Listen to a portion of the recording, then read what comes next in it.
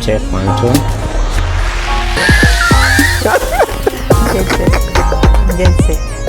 Ngeche. Hizo show zingine ni kwa. Hello guys, karibuni sana to the Chance Show. My name is Kamau Ngeche. Na leo tuko na Alice of Alicia's Beauty Spa in Umoja to tell her story. So, karibu sana to the show, Alice. Thank you so much for having me here. Yeah, we are happy to have you. Asante sana kwa kukubali mwito kukuja hapa. Nashukuru pia. So, tell us something about yourself. My name is Alice. I'm an entrepreneur. I am a mama. I am a go-getter. I am a businesswoman. Yes. And yes, that's basically Hizo zote packaged kwa. Yes. All right, awesome. So, kwa life watu wana challenges na saa zingine watu give in kwa challenge zile wanapata, na saa zingine watu waamua kufight na wana push through kwa zile challenge wanapata. Sure. So, and vile nakujua kuna challenges umepitia. So, tell us something about your life na story yako. Wow. It's been a journey. Where do I start? Gosh. Hapo tu pali interesting. Yeah. Okay, we have all gone through some challenges, sure. Yeah. And for me, the challenge is, if any challenge comes towards me, it's usually like I take it positively. It's like a learning lesson for me. I have to fight through it. It has to be there. The challenge has to be there for something. Yeah. For a purpose. Yeah, so for me, any challenge that happens to me or comes towards me, I take it positively. Najiambia hapa Alice, hapa Alicia, mpaka usukume kuna kitu. You have to fight through this challenge. Yeah. And that has been me. Yes, so I just turned 30 the other day. Wow. Yes. So Happy birthday. Karibu third floor. yes, and I'm loving it. Yeah, already. Yeah. I'm loving that floor already with all my heart. So my 20s has been something else. I can write a book about it. Your 20s. If I can get a chance, I think I would write a book. My 20s have just been up, down, up, down, up, down. But I'm grateful. I think that has made me to be where I am. Yeah. First of all, I've always aspired to be a business lady, have a business for myself. Ever since, I think like your early 20s uko nilikuwa najiambia na mimi nataka tu kuwa na shop mahali. I want to do a business based on beauty and stuff. So that has been a vision. Ukiwa mtoto tu mind yako liko nagonga 20s ni mtoto. No. Early Nyuma hapo ukiwa mtoto ulikuwa unataka kwa. Okay. Nikiwa mtoto sasa zaidi hapo. Yeah. I had that love of beauty. For beauty. Okay. Sorry. So for me it was, if maybe one day, one time, I can just make people beautiful and stuff, maybe be a cause. But it used to happen even in high school. But then in high school, I used to be a makeup artist. Tule to powder, kuchora watu to eye pencils. So idea hata haikuwa sana the business side of it, ilikuwa sana. Yes, and so na umeachieve kumtu akae poa. Yes. And so that's where when I'm growing up, I'm like, now this can be a business, because now the business world, it's somehow wide. You can just do anything with beauty. Be it putting up a salon or selling the cosmetic. Yes. So basically the business side of it. Just like I kuingia in my 20s. Okay. Yes, and also becoming a mom at a young age, chasing between career. Young age, ne? 20. Having a kid in your 20s, early 20s, it's something else. Because here you have to juggle between either it's being a mom, you have a career to chase after, you have work. Yes, it's a whole package and you have to do it all by yourself. Yeah. So, also having that kid in my early 20s, it was something else. It was like a force that came. It was a blessing in disguise. I call it a blessing in disguise because in one way or another, I think singekuwa focused vile niko focused. Ili kuna vile niliweka nikakuwa very focused. Okay. Yes, because now I had to tell you, there's someone depending on you. Yeah. Woman, you have to focus. Yes, because pia mimi nikianza lose focus najijua.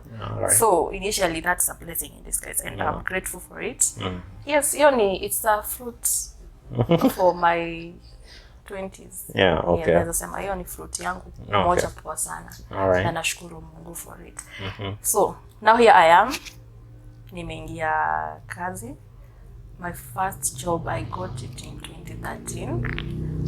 That time I think my kid was around 1 year or so. So nimepata kazi, and you see, before getting pregnant, I was in college. Okay. Yes, so I got pregnant while in college. And then there, my dad refused to pay school fees for me. Alisema msichana, pambana na hali ya, pambana na hali yako. Sinajiona wewe ni. Hiyo ilikuwa result ya kuwa pregnant. Okay. So dad was like, Ali, I'm not continuing to pay school fees. So mama ajipange. Whoever is responsible, pambaneni na yeye wapi? Hapo. And that's it. Yeah. So you see, I already, of course, hapo shule you quit fast. Of course, you have to concentrate on raising this kid kwanza. And so after like 1 year, after getting the kid, I got a job. I got a job. So unaona sasa nishaingia kwa uzazi na nimeingia kwa kuandikwa kazi. Okay. So hapa nimeanza kujuggle between motherhood and work. So hapa kazi ulikuwa unafanya kazi gani? Nilikuwa nafanya some purchasing clerk. Okay. Yes, basically. Na college ulikuwa unasomea? College nilikuwa nafanya sales and marketing plus IT. Okay. You see where I was telling you nilikuwa unfocused. Mtoto alinisaidia. I would enroll in a college. You see, my dad is sending me money. I would enroll in a college. Then nafika katikati na drop. I'm like, anakula school fees kwanza. So ikifika time ya exams, sija register exams nini. So hiyo inabidi mimi najitoa. Haya. Nikitumiwa hizi, then my dad never used to follow up on. You know, just like your college because like wewe pambana na hali utajua mali life itakufikishia wewe. So afuatilie hizi results or something. So akituma the next package ya fees. Yeah. Naenda shule nyingine na enroll, naanza course, mbona nasema hiyo course imeniboss, let me join another. Kai nikaanza ya sales and marketing. That's why I enroll in a new college. So see, I've left a hanging course somewhere else. So I enroll in a new course. And then my sister used to try to follow up. My elder sister. So nampeleka hivi anajua tu bado msichana sijui kila siku ataliona na bag na atoka kwa nyumba na bag, so msichana anaenda shule. Lakini kumbe school fees natumia naenda Gikosh kununua manguo. Naenda Dubois kununua makeup. You see? So makeup na nguo zilikuwa zako tu. Started there. Si ati kulikuwa na return yoyote ikuje. Alright. Zilikuwa zangu, si zilikuwa za kuuza. See. So hapo sasa ndo pregnancy comes in. I drop out of my second college. And now I have to like nikajita kamkutano, madam sasa hapa ni kutafu. You know, mother, and you've gotten a job. So I have to try focus on that aspect. That is not sending money. That is not sending money anymore. Okay. So now I have to focus on that aspect. So lazima nipambane sasa industry area nimeingia. Nimepambana nimeenda nimepewa role ya data entry clerk and something. So with time, now like after 2 years of doing that job, I remembered I have some unfinished business, and the unfinished business meant I didn't graduate from school. So I have to go back to school, finish this course so that I can have something for myself. Because you see, I've already been given, God alinibless job yenye niliandikwa ya kwanza. Haikuwa job, ilikuwa job nimeenda nimepewa hadi comp, nimepewa tu. Nikasema nikajiambia je, with time kutakuwa na changes kwa hii kampuni and nitaenda niulizwe papers ziko wapi. So what will I do to prove that yeah. I'm capable of doing this job. You know, management sometimes they change. Yeah. So nikajikakama kasema, so now I need to go back to school. My kid is around 3, so I need to go back to school. Nikajipanga, at least thanks to my sister, she made sure when I got the job, sako nilingia immediately, so I was saving. Okay. So she just took me to the manager, nikapewa loan, my first loan, nikalipa school fees, and I enrolled in school. Okay. Then haya nimeenda nika enroll kwa hii course ya purchasing and supplies at KIM, and so hiyo ndio ulikuwa umewacha ndio uende? Hapana, hiyo siku nilikuwa nimeacha ya sales and marketing. Ulikuwa umeacha ya sales and marketing, sasa umeenda umeenroll? Jusa the role nimepewa nafanya pale job. Okay. Hiyo ndio sali ni ignite. Just go get knowledge of this particular role you have. That is procurement purchasing. Because sasa hiyo ndo kama ndo imekuwa career yangu. Sasa nikasema let me do this. So ilikujika kwa career by default? By default. Yes, and I loved it. Because so I had to start with the certificate part of it, because now I was starting from scratch. And now it was serious. This is a serious school. I had to do bridging. I had to start from bridging, like zero. So unaona nimeanza bridging, niende certificate. Yes, at least sasa nikakuwa na hiyo momentum, things are getting better, and I'm getting what I want. At least sasa nikija niulizwa what did you do in school, I have papers to show. But that was not the end of it. So I did the certificate, I got the certificate. By God's grace, I got promoted to a supervisor. Wow. Yes, from a data entry clerk with no papers now to a supervisor. Okay. And so that's why now the wake-up call came in. Hey, Alicia, you're now a supervisor. You need more papers. You need more papers, because at the end of the day, because now you're the one facing even the board reports and everything. And you need at least to have some backup. That was me telling myself, you need some backup, proper backup, either way. So already I'm getting the experience, so I also need the papers. And so now back to my circle, I take a loan, I enroll now for diploma. You normally, at KM, it was 3 diplomas. There's 1, 2, and 3 before you finish, you get the cert. So I enroll first of all diploma 1, diploma 2, and diploma 3. So and how long did it take you from the first loan that you took to maybe taking the second one? The loans were taking 2 years for you to.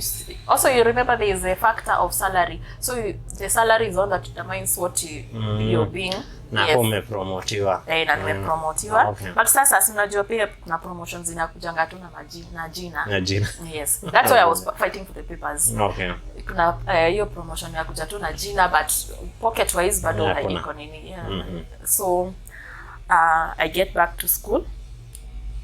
After now, the first, I think 2 years or so, because there are also some breaks in there. Kuna mahali ilikuwa inafika na kuwa too overwhelmed, so I take like a break. You remember juggling between motherhood. You're working. I'm working. You're in school. I'm in school, so it was getting overwhelming. Sometimes I would just take a pause. So thanks God, I managed to finish school. But now, there's something that happened in this career sector of mine. There was some sort of like, what do we call it? Rejection. There was some rejection that was happening. You see, I've been on that desk for some years. Then someone comes in and you're following up for salary increment. Then someone else is brought, and immediately their salary they are brought with that higher salary than you, and you're the one that is going to show them the job, the basics of everything. So I asked myself, what is happening? People are coming, I'm being taught to train them, and then they're eating. You're the one training them, they're being paid higher than you. Yes. So it started now opening something else. There was now a broader vision that maybe this is not my calling or something. So that's where my business side of it started coming in. I need to do, maybe I'm not, this is not my field or something. Okay. Yeah, so I started telling myself, maybe sasa hapa ndo unafaa uchangamke. Sina semanga unataka kuweka business. And initially by the way, I had tried within that time frame when I took the loan. I opened up. Okay. But it was a partnership. I opened up a business. Uligawa loan. Yeah, I needed a loan. And we did a partnership. Okay. I set up a wines and spirit in, what do we call it, in pipeline. Okay. Yes, so it was like a partnership or something. Yes, but ilikuja pia ikasambaratika. Ili survive for how long? I think a year or less. Okay. Ikasambaratika. And nani alikuwa na manage? We had the other partner. Not even the partner. Okay. We had so you employed someone. Yes. It's a partnership and you employed a third yes, person. because we are both at work. Okay. The partner was also working. Okay. So we did have our full time at the shop. Okay. So kumbe, I think the one who we put in there, alichangamka akajua hapa nimepata. It's my time. It's now or never. Unapata stock hakuna na hakuna sales. Na hakuna sales. Yes. So we just had to sell it, close up, and focus on something else. So you see already my business side of it ilikuwa ishaanza kukua jump started. Yeah. Yes.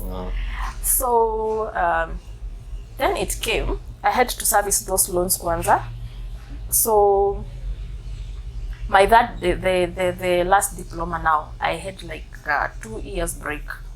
Yes, a lot was happening, so I had to like chill kidogo, but at least nilikuwa bado kwa process ya kumalizia. I had like the 2, so the third one, the last one, I had to chill.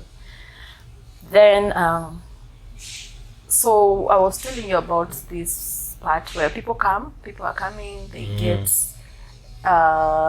I train them, then they get the salary. Then when I go to my boss, he's like, you just wait, things are going to get better. So my patience ran out. I kind of was tired of waiting for these things to get better. These things that you've been told are going to get better. So for me, and then that's when I was listening to some mentor, I can't remember the name, and they on YouTube, and they were saying sometimes rejection means redirection. You may be rejected, but it's redirecting you to something else. That's it. So that has been my yes, I emphasize on that a lot. So are you listening ukiwa job? Ulikuwa una listen bado? Job. No, okay. So it was telling me, maybe Alice, this is not your place. Maybe there's something happening. Kuna kitu, kuna inataka kupe your force. Yes, you have a vision you need to chase after. So that's it. Yeah. So 21 was it? 29. I go back to school in 2018. Not for the last diploma. In KM you do 3 diplomas. Yes, for you to graduate. So I go back in 2018. Nimepambana, nikamaliza. It was so hard. It was so hard, by the way. It was crazy having a small baby now. It was crazy. So ulikuwa unamwacha daycare? No, I had to get a living nanny, cause you see, I'm getting out of the house very early in the morning, and I'm coming back very late in the morning. Because I used to leave, yes. Ukitoka kazi unaenda class. Yes, na nikitoka job naenda class. So I used to leave. It was traumatizing at some point. I used to leave this baby sleeping, and I would find him sleeping. Can you imagine? Unakaa kama wiki hujaona mtoto. Haja kuona. And so I was sometimes asking myself, is this even worth it? Is it even worth it? But at the back of my mind, maybe it's for these kids. It's for them. So you always have to push on. Life. This is life. This is life. So najipika kifua. Najichocha. At the end of the day, I look at the papers and I will be proud of myself. And I'm so proud of myself, by the way. Because you see, that has been clearly my 20s, chasing after money, chasing after papers, career-wise, and motherhood. That has been my 20s. I can describe them that way. But out of the challenges, something was born, something beautiful was born out of it, and that is my business. Yes, which came in through, in a very funny way. COVID. COVID fastened the process of me setting up the business. Okay. Yes. Now when COVID Ilikuja catalyst. ilikuja 2020. Yeah, early 2020. So you remember those chaos, people, some companies closing up, others being, you go wait, you be called to come. So for our case, we were given the compulsory leave, and it fell on me because me ndo nilikuwa na leave days. My colleague didn't have her leave. She had already completed her leave days. So the compulsory leave fell on me because we were told there's no business, we just need one person in the office. So the leave fell on me and I took it. So it's in ile unaambiwa bado hakuna biashara, will be called when things get better. So like 6 months of waiting, and I'm like, no. At this time unalipo?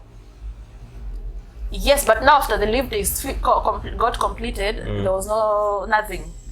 So just zikiisha sasa unalipwa. Hakuna. Yes, so kaza sasa kona huku ni kunoma. I have to do something. I had my savings. That's when now the business idea. You had your savings. Yes. Backup plan. So unalipwa, una take care mtoto, unalipa school fees, bado loan, bado ulikuwa na service. Yes, also service. And you still managed to have some savings. Yes. Out of it. Okay. Yes. Awesome. So now out of now being given the leave, the compulsory leave, and it's taking long to be called back to the office, now that's why I started to embark seriously now on the business. Now I want to set up the business. I've always wanted to set up a business, a beauty parlor, or anything consisting of beauty. Hata kama ni lotion nitauza, bora ni ya urembo, anything urembo. I love beauty with all my heart. So I now started doing market research, what to start with, what to do. Now this is COVID time. Even you can't even ship things outside. It's crazy. Everything is upside down. So you have to work with what you have.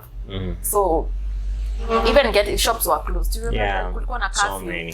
So the factor of opening a shop immediately was not working because curfew ilikuwa ni saa moja. So utakutengenezana na watu wako kazi wakati hiyo sijui siku watu wanakimbia curfew. Ukitoka wamerudi home. Wameingia kwa nyumba. And then there's people not even going out if it's beauty. Watu hata hawana hiyo luxury. So for me, I told myself, let me chill. This is my plot. Let me chill. Let's see how things are going to go. Sorry. So at around when was it? June 2020. Now this is from April. I got the leave in April, May, June, July. I decided let me get some stock first for the nails beauty part of it. I be doing house calls because there are people who still want to slay either way. Hata kama ako mefungwa. Kuna watu wanaenda. So watu walikuwa wanaenda hizo ma chill spots, people want to go looking glam. So I launched the house call part of it. You would call me, I go to your house, we do you, and that's it. So na bebala tuna kabakangu na stuff. Shela kafanyia makeup, nini, ama nails. And so as we were waiting on observing how things were going, so come October, I think the curfew was, it wasn't completely removed. Ni hours the hours were extended. So I say, at least easy 9, I think it was 9 or 10. At least someone can pass by the shop and get glam before they go back to the house. So that's when I started looking for a house to set up the physical store. And we managed, and we launched in 2020 November. That's when we officially opened. 2020 November. 2020 November. Wow. You see, I had already created a clientele now with the house calls. So now it's telling them, it's not diverting them. diverting them to come now to the shop. Okay. Which I'm so grateful. Now business part of it now starts.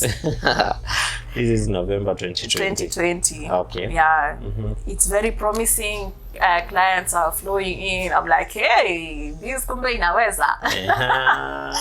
Haikuku tempt to change lifestyle? Nope, not yet. Where I'm very disciplined when it comes to where I cannot rush.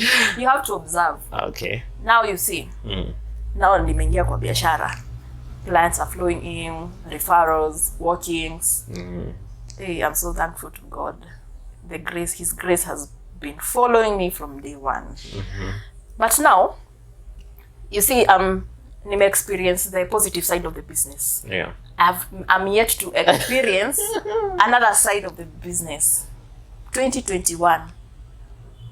Harold, the character development. Whatever mnasema character development, sijui za nini huku nje.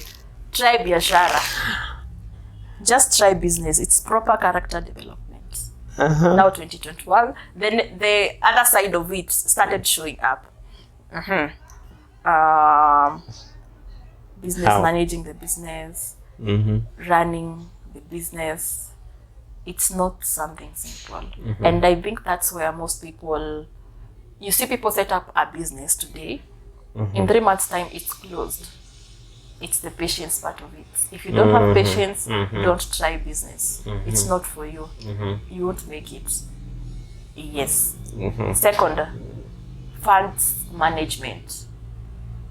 Unajua, nimekuja nimetengeneza msee dhao. Amenipa hiyo dhao. Mimi naenda naserereka na hiyo dhao. Like, sikumbuki kuna pesa ya biz hapo. You see, the sweet part of it. Yeah. There's the sweet and sour part of it. You've given me 1,000 shillings here. You have to know hapa kuna pesa ya biashara. It's not all of it. Yes, mnashiana biashara. So, I had some sort of, let me see. I don't know whether it is indiscipline or what. Nilikuwa nacheza na hiyo pesa. Na jipata nimetumia hiyo pesa yote. So ya kazi. Hiyo nayo ilinitandika kiboko, but hiyo kiboko nimeishukuru because of it. Also, that's because of it I got enlightened in the business saving part of it. You have to have an account, you have to do this and that, because pesa yako si yako yote. Biashara inafaa kurun. It's like a baby, like I told you. Separate. Yeah, you have to separate. Gosh, you have to separate. Utakaskizia. So yeah, so now this was a lesson I was learning. I was being forced to learn. Yes, because I never saw it. So I was now being told, Madam, ingia kwa hii klasi ya kulearn kumanage biashara. And it got to a point I wanted to give up. But I told myself, this business nimeiweka bila hata stress, hata si ati ni loan nilichukua nifungue hii biz. So why do I want to close it up right now? Because of this small mismanagement issues. Yes, it's mismanagement issues. So that's why I spoke to a mentor or two. Yes, a friend of mine, a good friend of mine. She referred me to two business mentors who I called. One, we had a sit up with him, and he told me, "You're very blessed to have a business, and you're not going to close this business. Say after me, you're not going to close this business." So I'm like, I'm not going to close this business. You had to repeat it mpaka uamini. Yes. Una try kufresha nani ukifunga hii business. So that's why he told me, akanikalisha chini, he's an accountant. Akanikalisha chini, he told me how to handle the funds. They come in, which goes to the account and everything like that. Yes, you need backup. In the business, you need backup. Like I told you, there's a time a machine, a very essential, important machine, broke down at the shop. And without that, I'm sick of biz. Without that machine running, I'm not working. I'm not in business. So you have to have something that, in case of anything, you have something to go get a backup for yourself. Yeah. And this started getting better. I opened up an account where I would save. Yes. So this is still in 2021. 2021. Ndio mambo imekuwa tough. Challenge umerealize management haufanyi vizuri. So umefind mentor ndiye anakutrain. Mentor ananitrain. And by the way, bless him wherever he is, he would follow up. Like, so he would follow up with me. Are you saving? So what's happening? Nini, he would send me articles to read about business people. Okay. Yes. And I'm so grateful. I saw another perspective side of the business world. Okay. You see, it's a very broad world, the business side of it. It's not only like leo niko na 50k naweza fungua shop hapa. Niko na capital ya kufungua shop ama kuanzisha any business. But now running the business is another side. It's hiyo story ingine. Kuna hiyo kukuwa na capital kuweza kufungua biashara. And now there's the running side of it, which is very critical. So yes, so through him I was able to manage. At least I saw some changes. Okay. I wasn't now straining a lot. Yes, because up on Beleni now, because of, let me say, eating the entire money business, I was training to even add stock to the shop. Okay. Yes, like stuff zinaisha and hauna do because like no ukiangalia kwa sales job iko kazi umefanya pesa iko wapi. Yeah, so I told myself there must be something I'm not doing right. And so the mentor did his part and I'm grateful. And I think that is a challenge to many people who are running especially SME small businesses. Venye ukiangalia returns they are making money, but ukiangalia account it is always negative or zero. It's running negative. Imagine that was my case.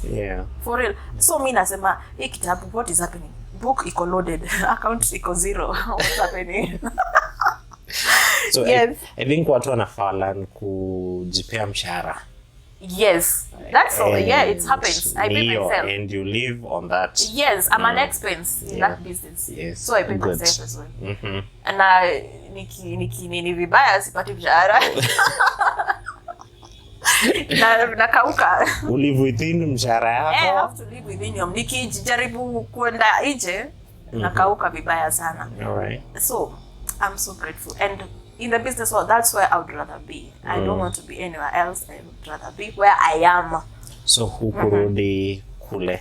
Sikurudi. I left in 2020. I told you after. Yes, I was being called in November. I was being called back in November. Now when I've launched the business, and now be called if I can come back to the office. Hey, sasa hapo nilikuwa like 50-50. This is a new business. Kabisa ndo waka nikampia ndo nimewekelea, so ndarudi kweli. Ningafanya mathematics na zizi. Whatever I'm making here, it's almost equivalent to what I'm getting there, so let me now try this part of it. Okay. Yes. So upande wa masomo ulifika wapi na unaendelea? Nili graduate 2019. Wow. I finally graduated. Pongezi sana. I'm so proud of me.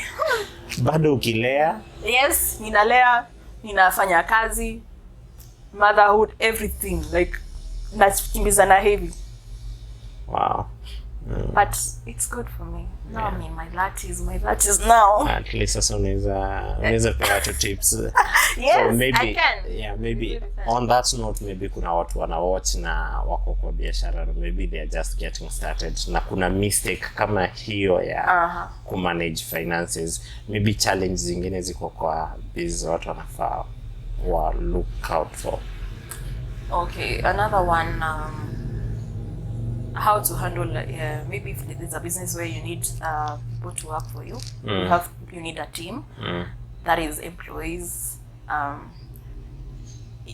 You have to try and maintain that both employee relationship, but at the same time not very tightly, in a way that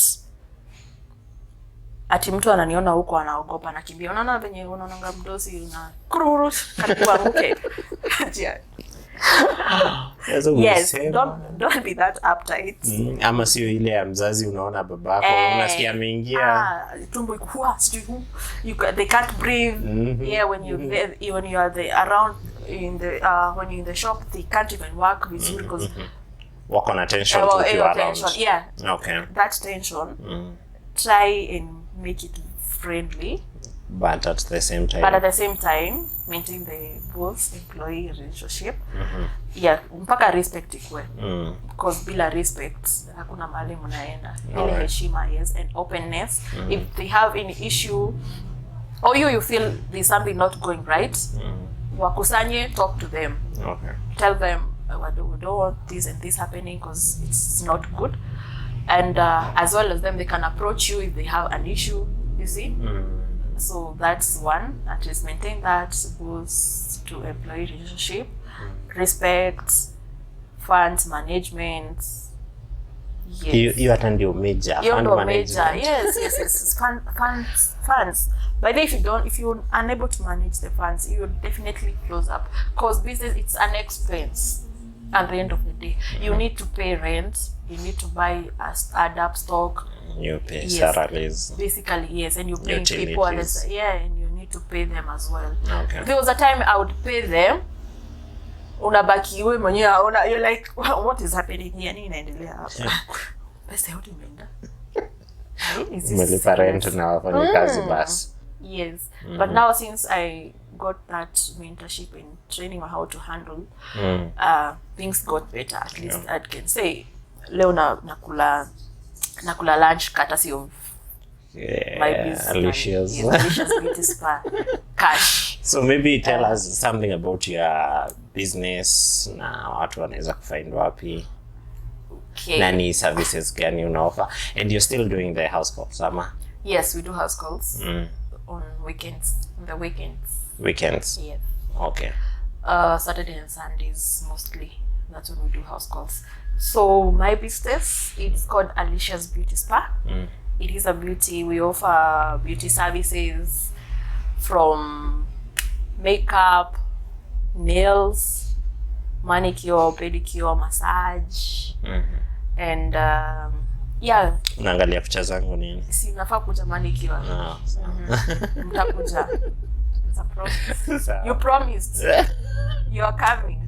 So and massage, and we're hoping to expand in future, and so that we can be offering the massage, full body massage sector, and barber shop. That is a vision. That's my goal. Entirely. So I just started small. I told myself I just have to start small. I don't have to wait to have a million, so that I can set up the entire space of it. So basically right now, it's like I'm creating a name for myself. I've already created a base. I have clients, and I have workings. So it's a brand. I'm spreading the brand out there. So with time, God's willing, that's my plan. Are you on social media? Yes. You can find us on IG at Alicia's _beauty_spa, and Facebook the same, Alicia's Beauty Spa. It doesn't have underscore for Facebook. No. So Alicia's Beauty Spa. Okay. And physical location is in Umoja, near Hornbill Club.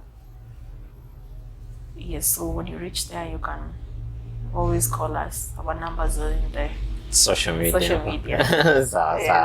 So maybe as we wind up, maybe kama kuna parting shot ama kitu unaweza tuambia na chances ambazo zinajipresent kwa life yetu, like now ulikuwa na opportunity ya kusoma and you took it. Yes. Even though ilikuwa challenging, kusoma ukilea na unafanya kazi, you took that chance and you sasa sai una smile ukisema you graduated. I graduated. Yeah, so maybe you can tell us something ama uambie our viewers mtu ana watch something to encourage to take chances and that. I'm just going to tell people, if you have that feeling that you need to do something, please go after it. Because at the end of the day, if you don't do it, you're going to regret not doing it. Take that chance, start up that business, go back to school if that is what you want to do. Take that trip, do whatever you feel skuma. Kama kuna hiyo pressure una feel ndani, there is that force telling you to do something. Just follow it. Do it, try it out. Risk taking, by the way, pia ni kitu poa sana. Yes, be that go-getter. I did myself, and I've been having that fear. Let that fear not guide you, because if it's not the fear, I don't think, if it's not the fear, I think I would have started this business a long time ago. But now there was the sasa nikienda huko, the what's and what ifs, put them, yes, ziflash ziende mbali na wewe, ziweke kando mbali kabisa. So that fear, let no fear guide you, let fear the Lord align you. Brace yourself. Start up something if you want to start up something. If it's going to school and you're worried, sasa naenda kusoma mimi, niko na watoto, sijui niko na nini. No, this is for you. At the end of the day, you're the one who is going to look back and smile. Gosh, I did this, and I'm so proud of myself. Yes, that's where I am right now. So proud of myself. Before turning 30, I always told myself I wanted to have a running business, no matter how small or big it is. It will be. I wanted to have a business, and it happened. And I had to face that fear. It wasn't easy, by the way. I had I was having panic attacks, anxieties, like unakosa hadi usingizi. It's like, what am I doing? Is it worthy? Natoka kuandikwa job, ati nifanye biz. Nimezoea salary for all those years. So what is going to happen? At the end of the month, sina mali naenda ati kuingiza kadi hivi nitoe do. It wasn't simple, and I won't assure you that it's simple. It's not easy. It's not easy. But at the end of the day, you gotta be proud of yourself. Yeah. Thank you very much. You've mentioned two very important things: not to be afraid, ama to allow fear paralyze us, and also not to make excuses. We just do what we intend to do. Afadhali ujaribungi uangukange urudi. Try, fail, come back. Atafu anza tena afresh. With that, our viewers, thank you very much for watching. Amesema usikubali fear ikuparalyze. There is something else they say, that fear is a spirit, and it is a weapon used by the devil against men. And a man who has fear is useless to himself, to God, and the people around him. So don't be afraid, dive in, take that chance, and succeed. So with that,